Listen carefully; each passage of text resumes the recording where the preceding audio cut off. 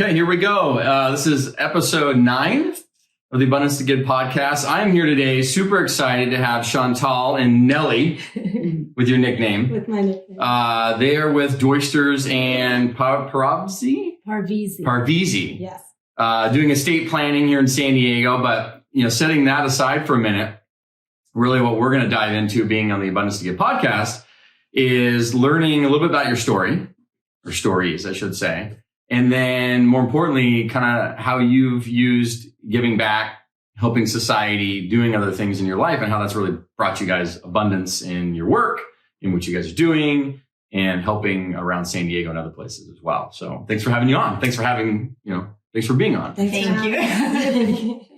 So kind of to get started, Chantal, I know a little bit of your background.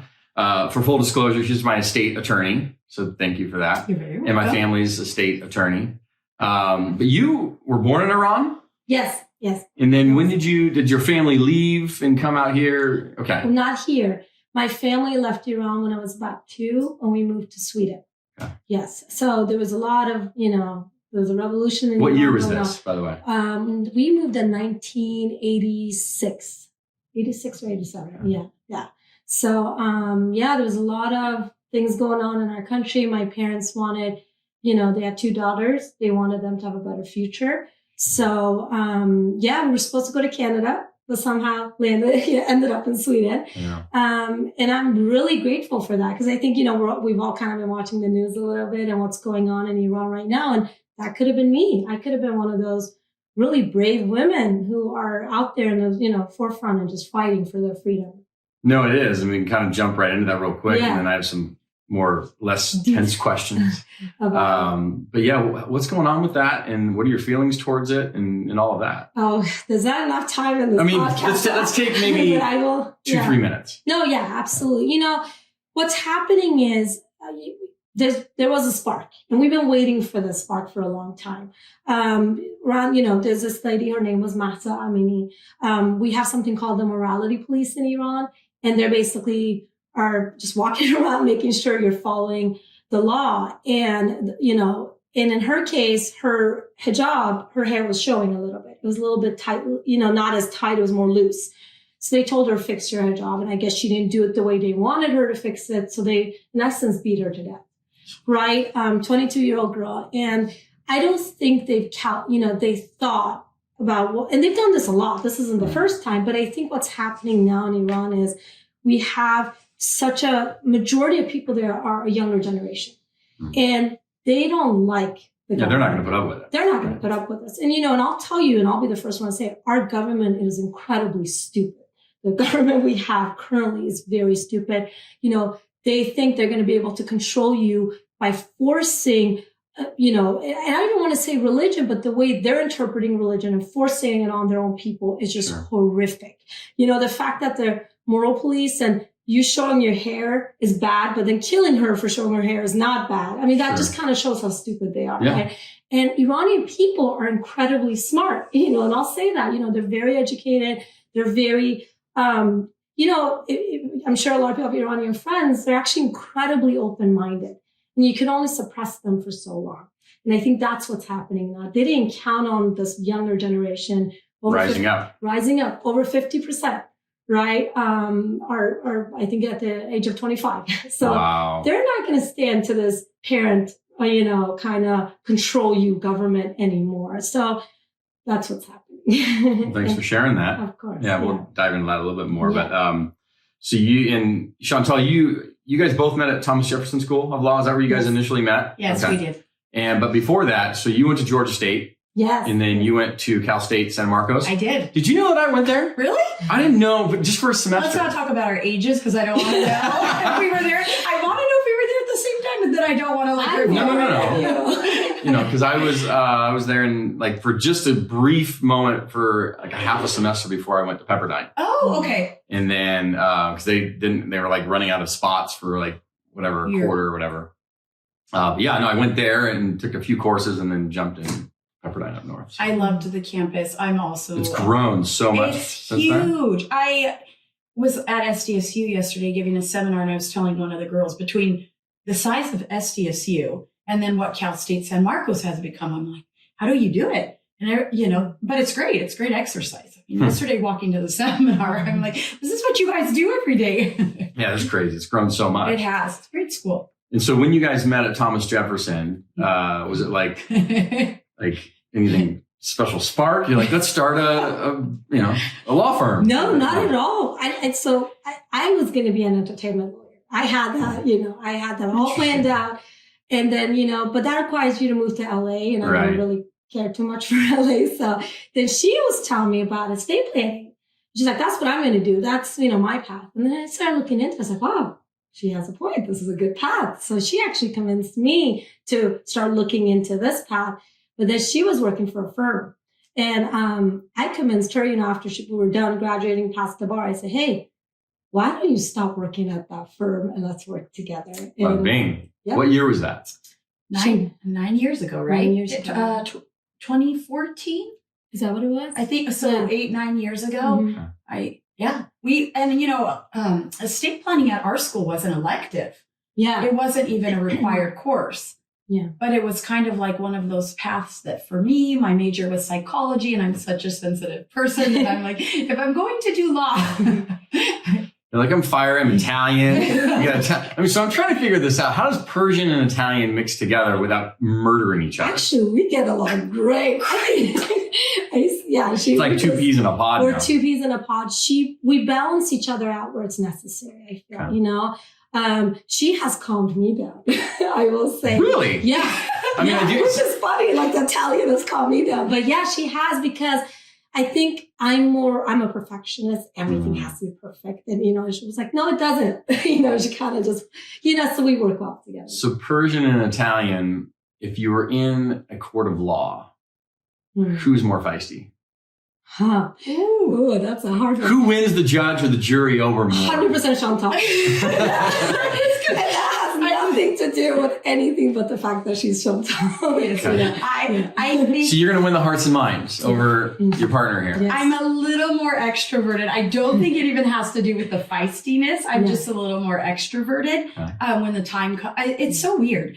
She knows me so well. So I'm an extrovert, but at the same time, I'm an introvert. Yep. And nobody, expects that, but I really am. And so it comes out of you when you got to turn the lights on. Oh, yeah. When I have to turn the lights on, and not necessarily in a feisty way, unless needed, but just in a very comfortable way where she is more of a shy person. Mm-hmm. And, to touch back, Justin, with like our relationship business wise, because we get this all the time. Mm-hmm. You guys are best friends. You started as best friends in law school. And how do you run a business together? And honestly, I think her and I try and pull the mic up a little bit more. Yeah, sorry.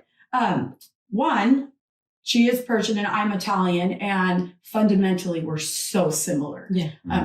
We have very big fundamental differences, but yet to the core, fundamentally, we're so similar. Yeah. And then I think and I think this holds true in life in general, but we have such a level of respect for each other. Awesome. We just know what lines. That's important. It is. It's huge. It is. We respect each other so much. And I think we know, there's just lines you don't cross. It's unnecessary to, and there's ways to go about things. But to the core, we're the same. So, and what probably the best thing is because, everybody does their initial, perceptions of people, right? Right. Mm-hmm. And they're probably like, oh, like these girls, blah, blah. And but you then come out with the fire. And they're like, whoa. Absolutely. Yeah. Sit down, they're coming after it. So that's probably pretty good for you guys that's the case. We had being more docile, right? Exactly. Absolutely. We had a lot of challenges. Initially, I remember when we started thinking about opening up our own practice, we had, people at our school, and there's teachers, like, don't do it. You're friends. It's going to ruin your friendship. People are. Well, it's always a fear. It's always a fear. And, it's a valid fear.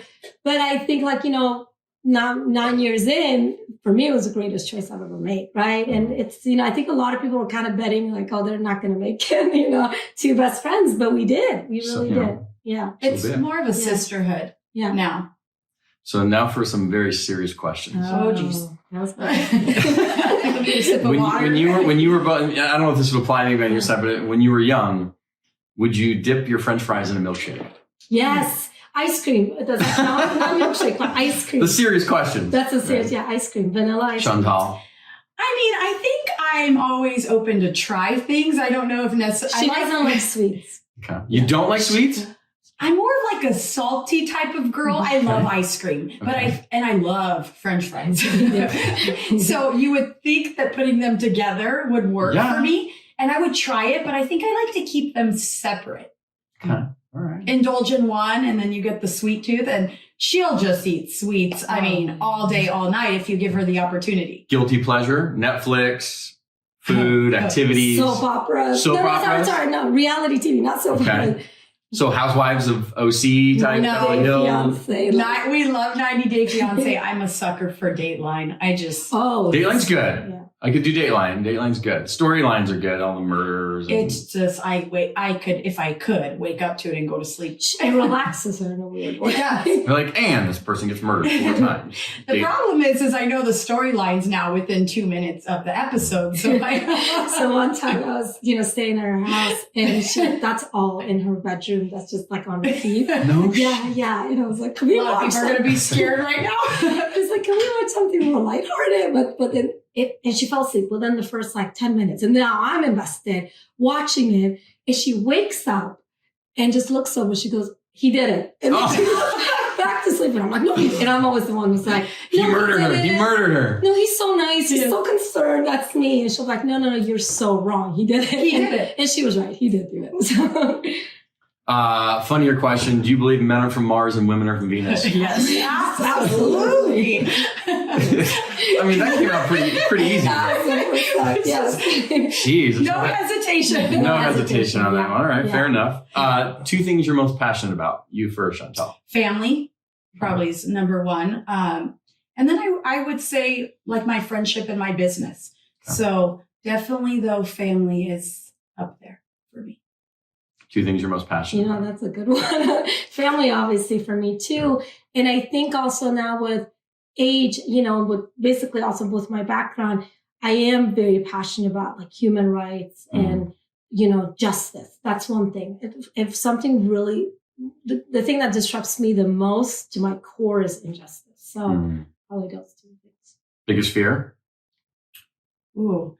This is going to be a very interesting answer because we deal with it every day. Yeah. But I would say death. Really? Uh-huh. Death scares you? Absolutely. Why?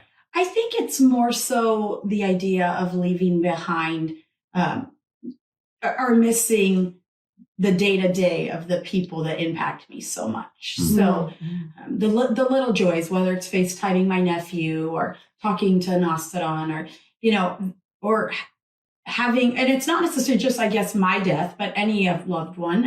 I mean, we've both experienced it in our families, and there's just an aspect of the character of that person that brought so much that you miss. Sure. So, and it's interesting, and I think that's partially why I'm so passionate about estate planning, because on one end, I'm so fearful of it that I understand the pain that comes along with it. And although I'm fearful of it, I love to be, the middleman to give people that strength and encouragement and that peace of mind when they're going through it. Yeah, it's a lot. It is. Because I think we talked about it when my sister had passed. Right. And it's been almost 4 years now. Actually, it's been 4 years. And kind of what that can do. You recommended a really good book at the time, I believe. Yes. So speaking on the death thing, so Tyler Henry. Right. He's the Hollywood medium guy. Okay. Yeah, I love him. And, I was looking for answers at that time and blah, blah, blah. So I read his book called Between Two Worlds. And it blew me away. And I don't know if you've watched Tyler Henry do his readings to people. I mean, he's read some of the most powerful people in the world. And, people can be skeptical. And it's funny because most people that he reads are totally, they're like, you're full of shit. Not real. Yeah. And they're crying by the end. Yeah. Because it's not like he's just sitting there going, oh, so I feel like maybe this could maybe. He's hitting so I noticed I'm hearing this, what's this tapping on your forehead at night thing? And she'll just start. Oh, wow. He did it to Kim Kardashian, for example, and she's bawling, right? Yeah. Even, Bobby, Whitney Houston, right? So Bobby, her husband, things that they would do that only they would know if they were sitting in bed, having pillow talk, doing things that they've never shared. like super, super close things. And that's why when it comes through, they do that specifically so that you know, like, this is me. It's not a joke. It's, oh, wow, it's unbelievable. Yeah. So that's why I don't fear death. Did you ever, or did your... I only fear the method of death. Okay. So like, I don't want to burn. Right. I don't want to drown. Yeah. You know, I don't want to splat on the ground. Yeah. Just nice and normal. Right. But I know Inevitable. that kind of going, and I truly believe this. I mean, we're kind of in realm one. Mhm. We're in this realm, which is this, right? Who knows if it's metaverse?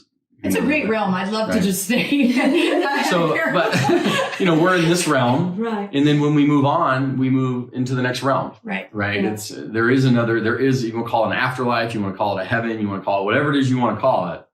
There is more, guaranteed, no doubt in my mind, and they are all around us. They're with us right now, Mm-hmm. and there's no doubt in my mind about that. So, for me, I don't fear it, but I could understand how some people would. So that's your biggest fear is death.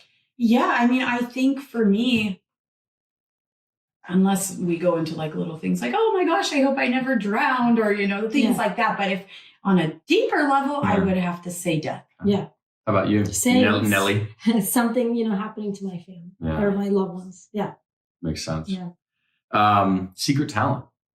Come on. I don't know. You have to. Any impressions? No, I Do you wish. sing? In the shower of the bar. But I don't know if that's a talent. I mean, Everybody sounds good in the shower when it echoes and It's reverberates. drowning out the noise. Okay. I mean, I can answer maybe what her talents are. Oh, that's nice. Unless you know. Maybe, you know what? I am Maybe you guys do this for yourselves. Okay. So do one for her and she does Well, one for I mean, you. she has a lot, but one thing is she's an incredible cook. Oh, that's nice. And when I say Persian food, I'm presuming. I do a mixture of things. But yes, the talent is that she cooks very traditional Persian dishes that are very hard to do. That, you would think that, grandparents and parents tried to perfect. And I think hers blow away a lot of the older generation. She's just no recipe. So are we books. starting a Persian restaurant here in San Diego? We should. Next project. Do a little estate planning in the back? In the back, right? Yeah, that's a good point. Okay, so what talent for Chantal? She could really talk to you for 15 minutes and figure you out fully. And I could. Can you see that see about that. her? Yeah. And sometimes I don't have that ability. So I have to go to her for help and say, what do you think here? It's crazy to me. She's so sweet. She Good asks, intuition, good intuition, reading. good reading, asks the right questions. And, and she's just so sweet. So she could, whatever, I always tell her, I say, you, and also her, she's very good with, if I need her to find something online, she will find it for me. You little investigator, are you? Yes. She should have been, I always tell her, she should have been a CSI or a prosecutor. Maybe or the something. dateline is getting to me. Yeah. See? Yeah. I think people would confess to murder if she just sits. I promise you, she can get it out of you. Best thing that's happened to you so far this year? Oh, I know what years. Or in life, I in know life what years. or this year. Best thing that's happened to you this year so far? Oh, I gotta think about this one. This is kind of, so I had my wedding this year. You better list that. Husband. Like you're like, I had a baby, but that's number 2. Yeah, that would probably be the best thing. Yeah, this was overall a tough year, I will say, but that was definitely the highlight of it. I think we're seeing that in general. I mean, everything started off green and the BIA, and obviously people are seeing with the inflation, the economies, other struggles, things that were going to happen, maybe not happening. And so you're starting to see this riffle and economies and stuff. Yep. You? Best thing that happened this year? Coming on this podcast. That was exactly what I was going to say. I think, I don't have like a monumental event like a child or a marriage yet. That would be it. I had a 3rd nephew be born, so that was best. But I can't say that because I have 2 additional ones. I think so it's not fair. Every other photo or thing on your stories is you with like a child with little chubby cheeks. Oh yes, absolutely. Oh, her sister makes the best babies. That's so funny. I was going to ask you, what? So, getting a little deeper in here, what struggles have you maybe dealt with that kind of taught you the most, or that you learned from the most? And it could be this year, or maybe in the past. I'll start. Of recent. Yeah, I'll start because I think hers are probably like more deep, and they're very good. Not the struggle aspect, but just the experiences and what she has to touch on. I think for me, just as a whole, and this seems interesting to say because we've been in practice for 9 years, and I'm not 21, but I think I am really between work and life, coming to understand what's important, and trying. And it's a work in progress every day, but trying to, not stress on things that really don't matter. And going back to the whole death and, the estate planning, maybe some things that I thought were big deals in my 20s, little by little, I'm coming to realize, and I hear my parents' voices in my head, as you get older, you realize that's not important to be upset about. And for the most part, I don't get upset easily, even though I'm Italian. Justin, I really don't. I've seen the feisty in you, Chantal. I do have the feisty in me, but I don't get upset. But I just think, everybody goes through their own individual struggles, whatever it might be, whether it's a relationship, a loss of a loved one, whatever it might be. And I think just my biggest thing is coming through those day to day and realizing really what's important. Yeah, not trying to control things you can't control. Absolutely. You said it perfectly. Yeah. That's probably been the hardest thing for me to learn too, is being somewhat of a control freak. There's just some things you got to allow the universe to do its job. She's great at teaching me that. Even though I'm maybe more calming with, I'll calm her down, and I have that side. She's been wonderful at helping me get to the point where you just can't control. And again, this might go back to the whole fear thing, but you can't control certain things. The universe is going to do what it's going to do. And so I'm kind of the mentality now, it's so important every opportunity or day to day to live it as best as you can. Good days and bad days. Especially with people, right? Because you can't control what people do. No. You can't control what they say, all that, but you can control how you react. You can control how you treat people. Right. You can control that environment of how you're handling things. But if people want to be a certain way and act a certain way and do things in life a certain way, let them be them. And then it's all about how you are internalizing that. Absolutely. Right? That's going to mess you up mentally or not, how you react. Yeah. That's what I think. It's a day-to-day, balance and struggle for everyone. But I think that's been my biggest thing. And you, Nelly? I think for me, it's always been, being, kind of going back to this, but being a child of an immigrant family has always kind of, it weighs on you a little, because what happens is your parents make the sacrifice for you, but then you got to quickly grow up because the roles kind of reverse. You learn a language quicker than your parents. So you got to be their person. You got to figure everything out for them.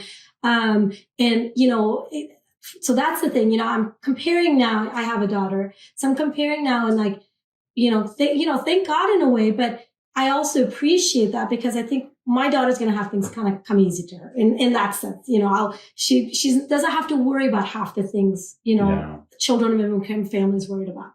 But in the other sense, I feel like that's what shaped me. That's why, I would constantly push myself because I knew I have to make it for my family. I need to make sure, I make a future because my family sacrificed so much to give me, the life that I have now. So, in that sense, I'm grateful that it was a struggle, but the silver lining is it's the greatest thing for me because it shaped me.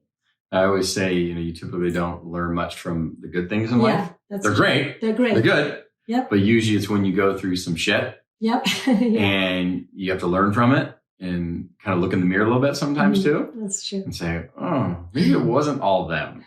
Maybe I had some role in this problem. It's never you, Justin. Don't worry. Come on, bullshit.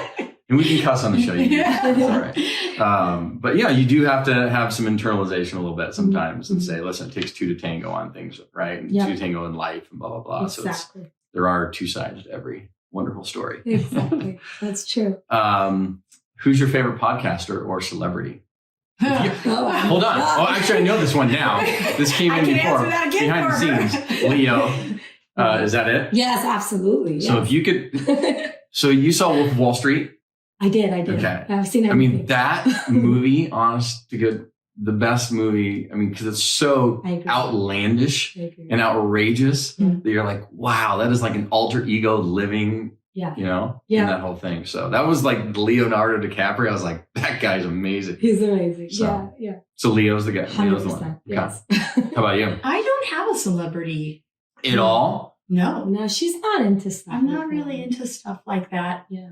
Any favorite? Do you do you listen to podcasts? I do, but Joe Rogan. I do like Joe Rogan, but I'm very open to listening to Music, I would say for you. I like musicians. I like music, but yeah, podcasts. I will listen to anything that somebody tells me is worthwhile. Gotcha. So I'm very open. There's not one specific one. I think each is such a different learning experience. So I've listened to everything. 3 things you can't live without. I think I know a couple of them here. Dateline. Yes, What's your favorite music? I like everything. That's the problem. Country. No, I like country. You I love country. Gypsy Kings. I love Andrea Bocelli. I love Coldplay. I mean, grew up on some. There was like a Rufus concert here locally. There was, and I love Oh, Rufus. so I didn't even know. Yeah. There was, and I missed that, but I love Rufus. I just Okay. So we got one of them. Dateline. What's 2 more? family, Family. you know, Obviously. and then a third thing that I can't live without. I mean, I would. Your ice cream. Well, no, I mean, she's encompassed in family to me. Third thing that I couldn't live without. Could you answer? It's a hard one. I'm trying to think of a third one for myself too, but yeah. What's 2 then? 2. So family and food and I was gonna say food is a good Okay. Country that you travel to or traveling is a good thing. Yeah, because that's good for the Is there soul. one place like it's like bucket list for you? Tropical, non-tropical, maybe a place you've already been that you loved? Bucket list. I really want to go to Bora Bora. That's bucket list. You would love it. Oh, have you you would, been? Oh yeah, a couple times. Wow. Yeah, I'd like to go. Yeah, Tahiti. So it's all in the Tahitian Yeah. islands, Yeah. so the French Polynesian. So you would love it if you do get when you go. When you go.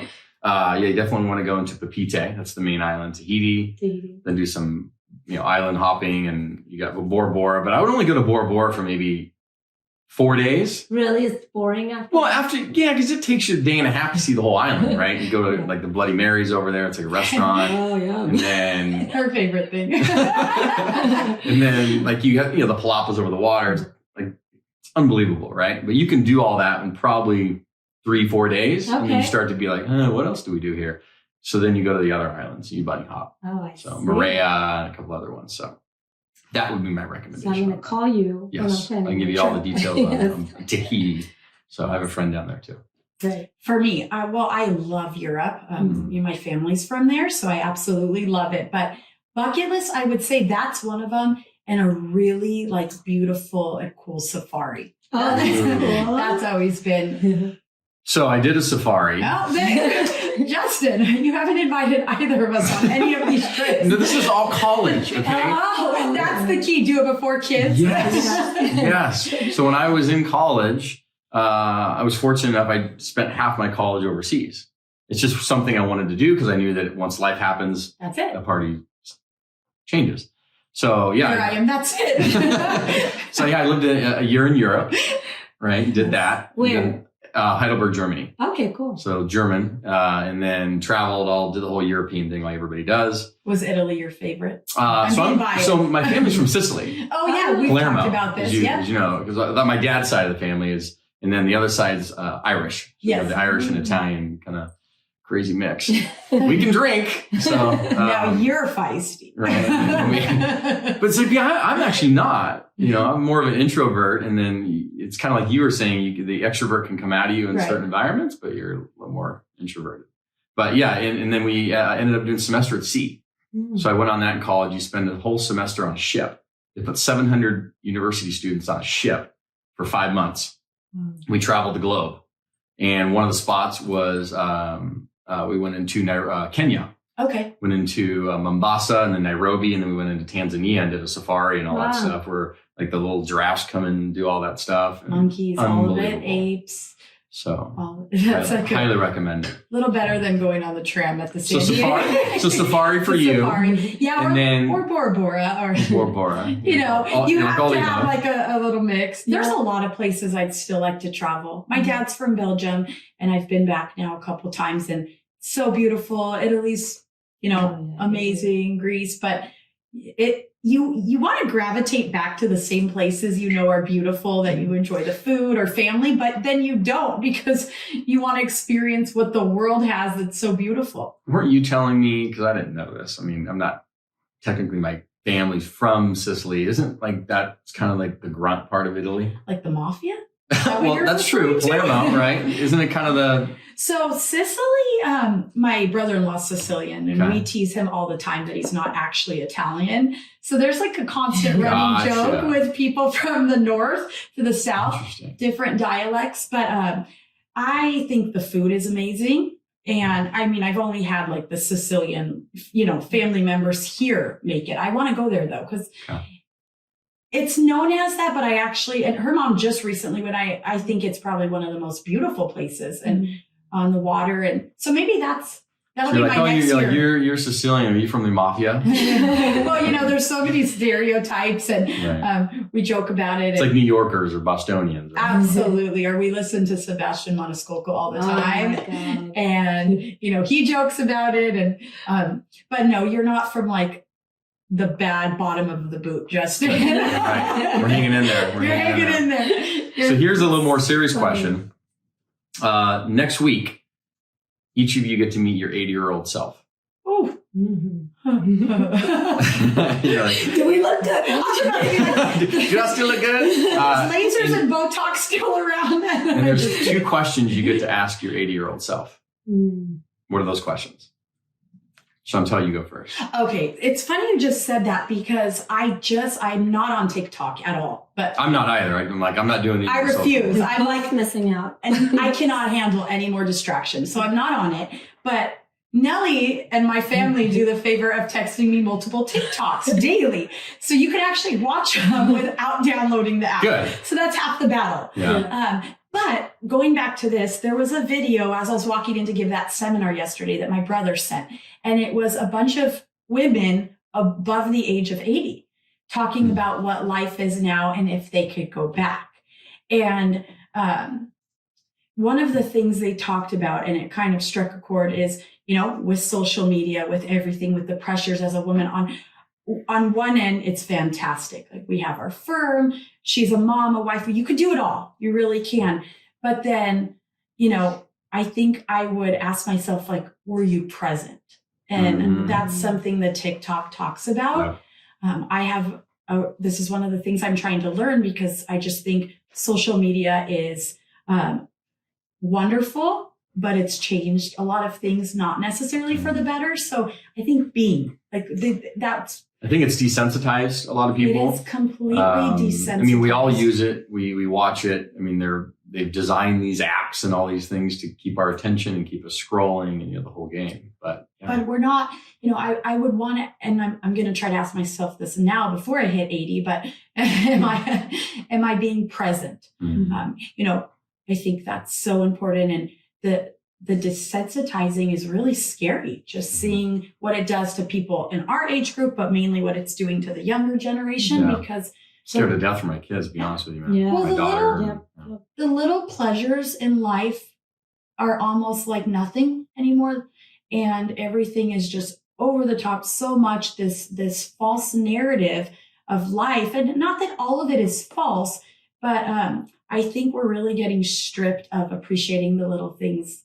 And I hope, it's a good point. We really are. Because everybody's posting their version of their best selves online, right? Absolutely. And it's not very few post failures. Right. And so what happens when that, stuff. Yes, but that desensitizes you, because now we're living in a culture where if you are faced with the challenge that maybe our parents and any of us has faced, it's not a big deal. It's the biggest deal for this generation, and they can't handle it. So there's this like turnover rate in life, on friendships, on appearances, on whatever it might be. And it's really kind of sad to see. I mean, you have kids, so I'm sure you're fearful of that.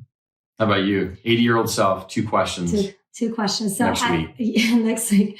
So I saw something. They'd done a study or asked a bunch of older people, what would you say to yourself? And the number one thing was, don't live for others. Do what you want. And I think I'm very guilty of that. It's just always, and I think I'll maybe, ask, myself, what regrets do you have? And second question is, are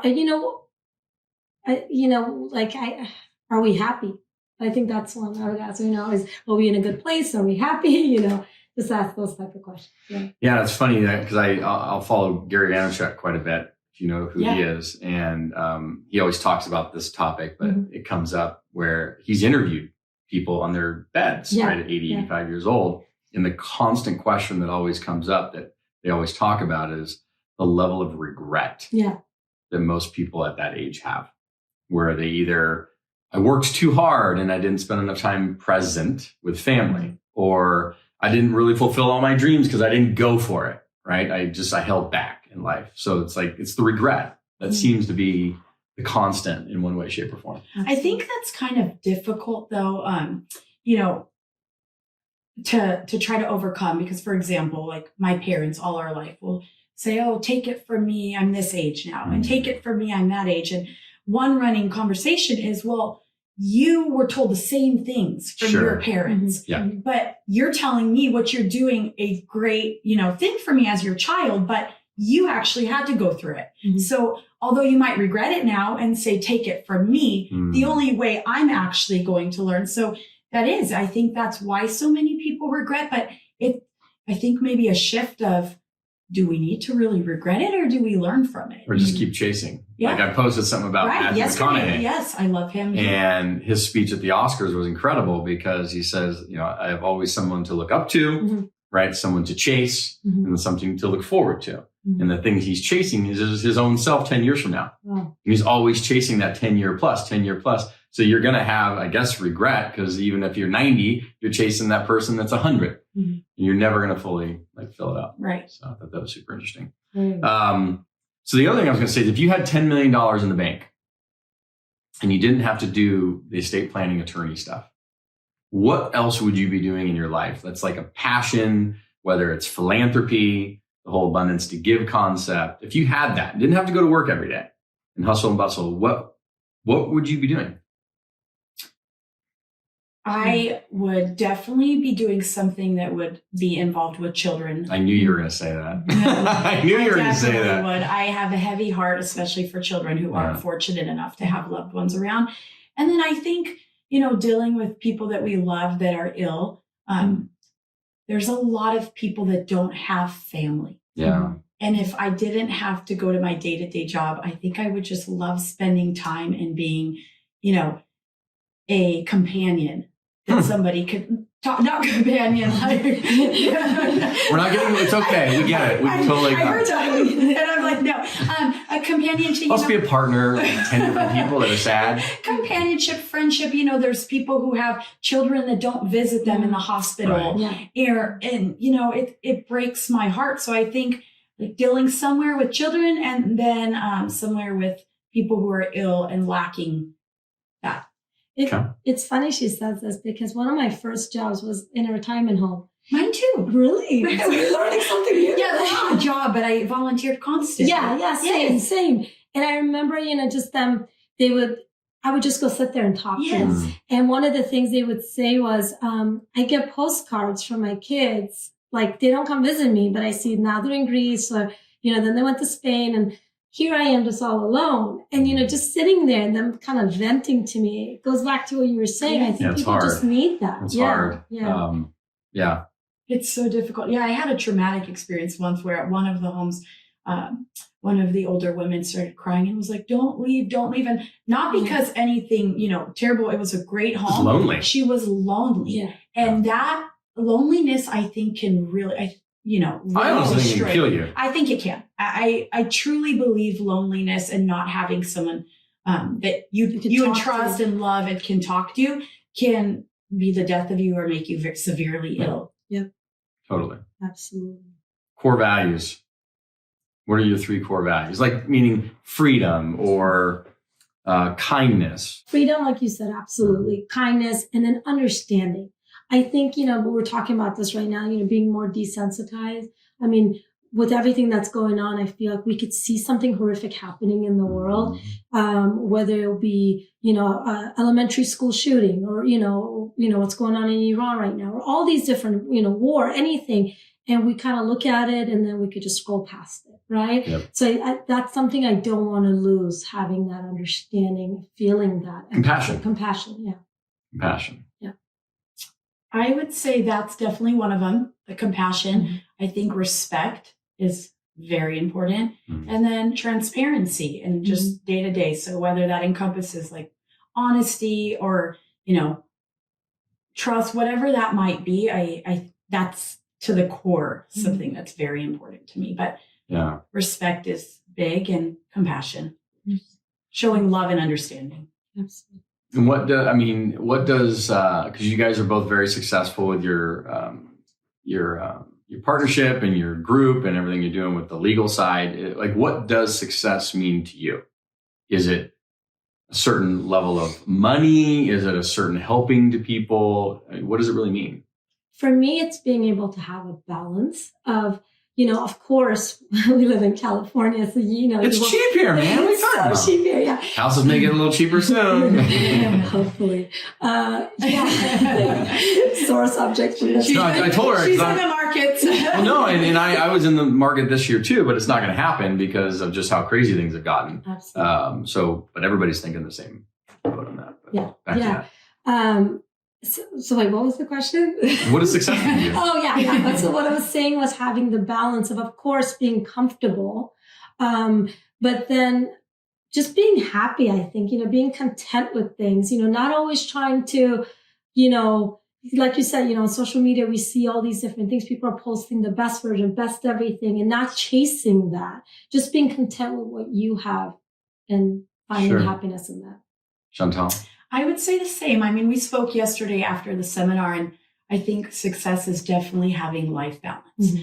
You could do great at work, but you don't need to we don't need to feel like we're in our work 24/7, and having that freedom and the ability to spend time with loved ones, or if someone says, hey, let's go to Tahiti or on a safari, we have that balance of doing it. And so when we see her on a little I'll be there too. Over the water. You'll see me too. Oh, she'll be. Chantal's in the background with the baby. Yes, that's absolutely true. But yeah, just the social media thing, like she said, her and I are so similar, and we talk about this daily in our friendship and our business of just wanting to be content and happy and just be. That is the ultimate goal, is just being able to be and not feel every day like you're subpar or you're chasing something for fulfillment. Like having your job or somebody else to make you whole is a slippery slope. So I think you both seem very grounded. Anybody told you guys that before? Like grounded, meaning maybe the comfortable in your own skin. Maybe that's like the better way to describe it. A grounded's a great compliment too, because then it shows we're not too extreme, I think, or we try not to be, but then we'll balance each other. Enough of that.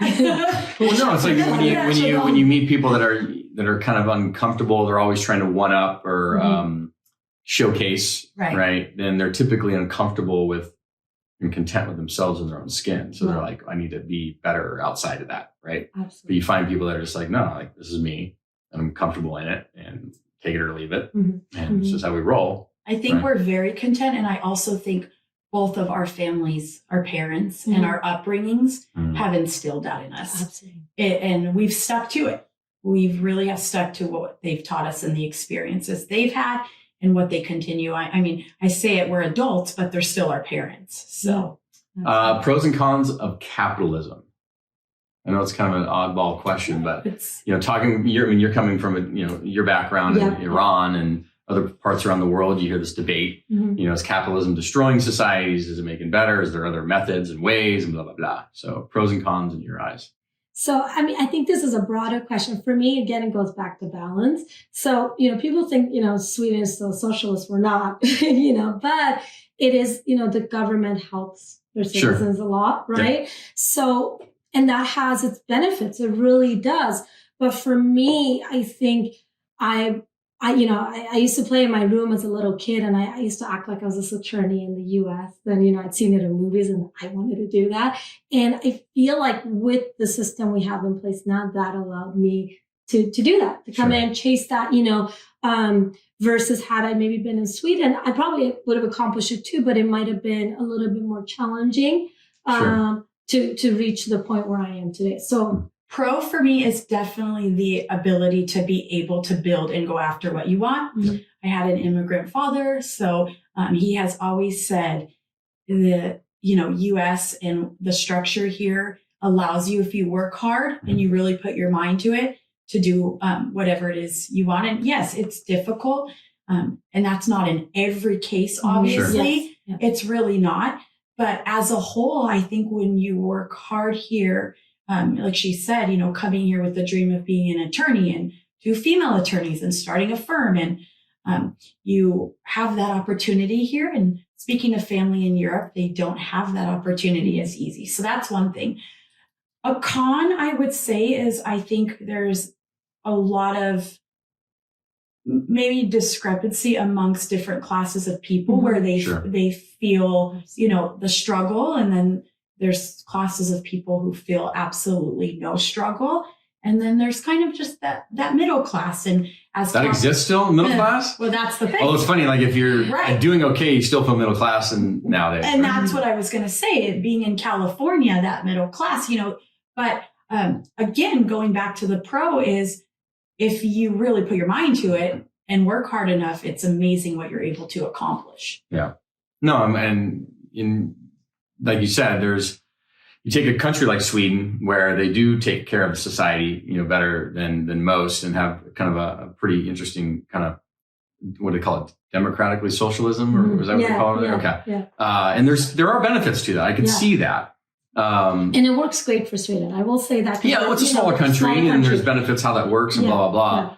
I think it just comes down to like fundamentally, like if there's a core value, like do you believe in reliance or self-reliance, right? Do you believe in that freedom of, economies, freedom of markets, or maybe a little bit more controlled? For me, as hard as it is to see people struggle, I also believe that there's no better system that's going to allow anyone, regardless of their starting point in life, to have their own zero-hero journey other than capitalism, right? Because you can go from literally, we've seen story after story after story. People struggle, come from poverty, from homelessness. If you grew up in India, best of luck. You're in a hierarchical system of the caste system. You're born there, you stay there, no chance. Here in the US, because of the system, you can go and be homeless, and then within 2 years be, whatever you want, if you're willing to put in the work. And it was funny, there was it was Tony Robbins, resourcefulness. Yeah. This hit me like head on, because he says there's a lot of people that they will say they want to work and they work hard and they do some things, but when like it really comes down to it, they're not being resourcefulness enough, right? Until they are at a point where it's like do or die, right? So if people take away and create fear in you, usually fear is the best driver for people. They say it's pleasure, but it's usually fear, it's pain. So they'll usually drive towards something like that. So, I don't know. Capitalism, I love it, but I could see its drawbacks, because I know that it can, you have these big discrepancies, right? Where the rich get richer, poor can get poorer, sometimes because they don't have mentorship or guidance, and then they get taken advantage of because of that. Absolutely. So, all that. A few more questions before we finish up. And I was going to ask you, what would you like the audience to know about you? If you were, any advice you'd like to give anybody? If you could do anything different, where would you be today? But what advice would you give to people? What would you like them to know about you? Any secrets? Not weird secrets, normal secrets. I was like, should we answer these for each other too? Our secrets, but I'm kidding. But what would you, outside of your professional career, what would you like people to know about you? Because I would say people don't buy, they don't buy what you do, they buy why you do it. Right. And there was a great story about Apple with this. People don't buy the iPhone. They buy why Apple does the iPhone. So it's no different than you. People, they can go to any estate planner right? You guys are both very good at what you do. And that's why people will come your way, but there's usually something deeper. They like you on a personal level. So I think for me, if we're touching on that, is my dad passed away, and in Sweden. When was this? This was when I was 6 years old. And I think, and again, going back to, the different governments, what happened in Sweden was the government stepped in and said, here's money, use this for funeral costs. My mom became a single mom of 2 kids. Wow. Here's money for you to take care, of your 2 kids. So that to me was amazing. But then, moving here and seeing that, it's not like that. It's a free-for-all. It's a free-for-all, but then also it's a little bit of a punishment too if you don't plan properly. Correct. And that's the biggest thing. It's not only the grief, but you have to make sure you have everything in order. If not, you're going to be, depending on how much money you have, you'll get dragged through court. Attorneys will take out their share. Family members will fight, meeting deadlines. And that's the biggest thing for me. I think what her and I do is we try to, our life experiences and how we can help, that we generally care about people and wanting to make sure that they plan properly. Yeah, it's funny. Like Chantal, when you looked at my trust and estate, you're like, wait, you just wanted, because I just wanted an amendment. Right. And you're like, well, yeah, you could get a template and do it yourself, but then these documents aren't going to link together correctly. And then if you get into maybe a probate, blah, blah, blah. And I was like, I didn't even think about it like that. Mm-hmm. So it makes a big difference because you do people, they'll go to LegalZoom, like try and put stuff together or do it the cheap route, which I get. And then they realize, oh, crap. And I think you told me this, Chantal. You're like, well, yeah, I have a lot of people who will go do like the cheap trust. Yes. And then they have to then pay me $20,000 later because they effed it up. And I'm like, I don't want that problem. So whatever it is, get it done. Yeah, absolutely. Like Nelly said, I think outside of all of this, it's so important. We have people call us regularly and, they say, why you over another estate planning attorney? Sure. What sets you both apart? And for me, it's the same answer. And this is outside of our career again, but we bring it into our career, is we genuinely care. We are those people that, and maybe me, so a little more on this, because again, I'm overly sensitive, but if you're crying to us, we'll be crying right there. I was about to say, you're about to cry with your clients? Yeah, yes. Fair enough. Yeah, and at first I was like, I don't know if this is okay, is this professional? But I don't think we could help it. We care so much that you become invested. And so what we do on the business planning side that doesn't seem fun to the everyday person who's hiring us, we're looking at the bigger picture of how, for generations, we are going to help family members. When they call us crying that their loved one passed away, but they're like, thankfully, we don't have to go through probate. And because of what you guys did and for caring and holding our hand or our parents' hand through this process, we are it's very simple, it's seamless, and we care. I think set aside everything. I think we just want people to know we genuinely care. And that's why we're in this area of law. Do you think men or women are better givers? Women. Feel like we're going to get in trouble for being so quick to an answer on these. But I think they're designed to be fun. Yes, I love it. There is a reason. I think women are moms. Yes. Yeah. Carry the baby. I definitely think the whole women. What is it? Women are from Mars, men are from Venus. Mm-hmm. And the women just. You see it time and time again, and I see it now with her. It was kind of a rhetorical question. I knew what the answer was. You knew what the answer was. Yeah. I think we're just prone to wear a bunch of different hats. Yeah. Yep. Exactly. That's true. Multitask.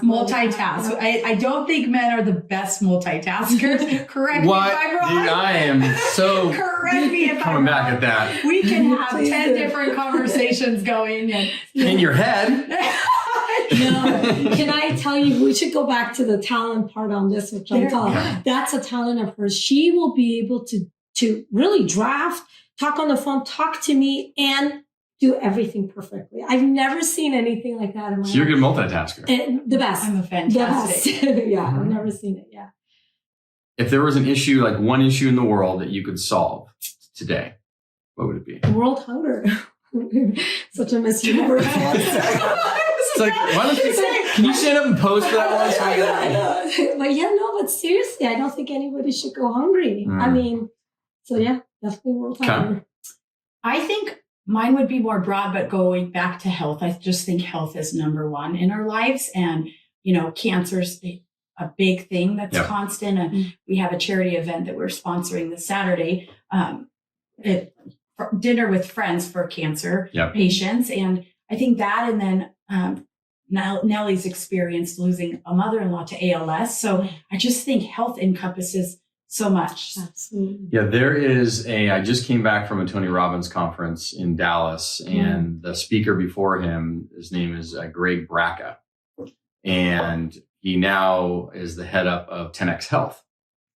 And this guy came on stage, and I can send you the video. And when you watch this thing, your mouth is going to drop because he had the entire audience going. I mean, I've never been speechless, but this guy made everybody speechless because he came out on stage talking about the health side of it. And he said, hey, everybody, blah, blah, blah. Usually I kind of talk about what I do for a living. But before I do that, let me talk about what I did do for a living, because most people tend to be more interested in that once they figure it out before I talk about what I do now. And he says, for 22 years, I was the head of the determining death for the insurance companies. And he says, if you give me 5 years of medical history and 5 years of one other thing, I will tell you to the month that you're going to die with about 98% accuracy. Wow. And everybody's mouth went up. Right? They just like, who are you? Like God, And then he went into it and he explained. And then he went into genetic testing and genes and what's going on and blah, blah, blah. So what you find out is how screwed up our healthcare system is. Yes. And all the pill popping and all the stuff it's all this economic engine, right? It's helped driving it, and how most of the diseases, whether it's anything, I mean, you could go to Alzheimer's and hearts, on and on and on. And most of it is caused through a deficiency, right, of a nutrient within your system. So then the question becomes, well, what am I deficient in? So that's where these gene tests come in. So I just took one. I'm getting my results back. And because for the longest time, I haven't been able to find out, everything's great. My blood work, blah, blah, blah, but my LDL level is consistently chronically high, which is the LDL cholesterol. And of course, the doctors wanted me to start popping pills for it. And I'm like, no, dude, not going to happen. So I'm going to go get a little more info, some holistic stuff, and let's figure this out. And this guy up on stage, there was another kid that stand up and had the exact same problem as me. And then he explained what was going on in your deficiency, blah, blah, blah. So I wanted my gene test so we can do this and try and get this, under control normally versus going through starting to pop pills. And this happens. This can honestly, in ways, cure cancer, cure all these other things. It's a deficiency in stuff in your body. It's usually one or two different vitamins, nutrients, stuff that's going on. And so it's really, really important. I highly recommend everybody get the gene testing, because then they're going to give you a full-blown report as to things you're deficient in and how you can solve them. I've always been somewhat skeptical of some of those tests, the allergy ones that tell you what you're allergic to food wise. Sure. Then you're like, well, do I really have to stop eating that, or do I really? But I agree with you. I think that is one of the... Watch this video. I'll even send you the links. Yes. Even just watch the first 10 minutes. It's 53 minutes. Just watch the first 10. If you're not somewhat whoa, within the first 10 minutes, then turn it off. And it's fascinating. Right. Because I'm a pretty good reader of bullshit. And this guy is unbelievable. And they're actually franchising this now, called 10X Health franchises around the country now. So we're even looking into it. Oh, that's awesome. Because it's pretty amazing. If you can help people from a health perspective without going through all the normal pop and pill stuff that everybody is now conditioned. It would be great to see a shift. Yeah, totally. So, all right. Well, how do people reach you? Number one, since we're finishing up, is it? They could contact our firm. Yeah, I was going to say, go to your emails. Don't give cell phone numbers. I was about to say, what's our firm? Yes, our firm number. You're please text me. And then 400 people text you. Weirdos, creepers. They could call our firm 619-375-0077, right? Yes. Website? It is dplawca.com. Okay. Anything else you want to add on? Is that it? Thank you for having us. This was Cool. awesome. This Cool. is great. A lot of And fun. then, on the giving side, is there any charities that you want us to kind of promote, talk about? Well, for me, Real quick. ALS Yeah. Association, Yeah. that's a big one. Is that when you guys are promoting this weekend, you said? Or? No, that's Dinner with Friends. That's one of our clients. He had prostate cancer. He survived, but it provides resources for families who are going through that so they don't have to work. Mm-hmm. Or, they could be present during treatments and stuff. And then the ALS. Yeah, I mean, it's just such a horrific disease, and It's crazy. Like when you see crazy. it's slowly come onset and Yeah. it's Yep. I mean, I witnessed it firsthand, and it'll be something I'll never forget. But I think it needs a lot more attention. We need more funding, more attention to this horrific disease. This Greg Braca guy talked about that. Did he really? Okay. Yeah, it's pretty amazing. Because About he had, ALS in specific. because people would talk about it. He had like Q&A sessions where people would get up and say, "Hey, I have a family member who has this," right? Yeah. Like one guy got up and said, "I just found out today I have cancer." Oh, wow. And then the guy, and of course, everybody's like, "Oh, Yeah, I'm like, bad environment." But did you cry the entire time? no, but it was overwhelming. I mean, this guy he had 3,000 people jaw dropped, right? And this is right before Tony Robbins came on. It was pretty amazing. So Yeah. No, I mean, God forbid, but, we're talking about different fears. But with ALS, I will say this, there's a few times where you can take, the mercy drug, basically. wow. Because, they think that this disease is so horrific that you could take the mercy pill and end your life. And that's one of them. It's just. Yeah. I mean, and who's anybody to say? Yeah, it is a horrible disease. Yeah. So definitely ALS Association. Well, thank you Thank for you coming so on, much, being a part of this. I Justin. know you guys got to get running, but we'll get all the stuff out and make you ladies look good. Thank you. Thing. You bet.